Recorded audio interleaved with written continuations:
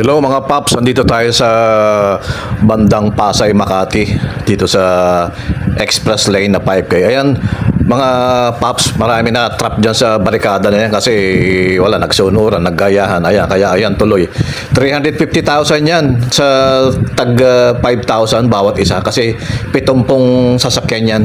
So, wala magawa. Nandiyan ka na, natrap ka na eh. So, buti na lang yung ibang riders natin, 5 sila, ayan.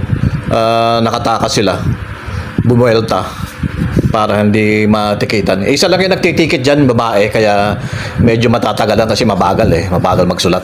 Isa lang siya eh. So ayun, natsyempohan. Dati naman kasi wala naman nagbabantay dyan, tapos biglang-bigla may bantay pala doon sa dulo. Ayan nagtitikit. Kaya ayun.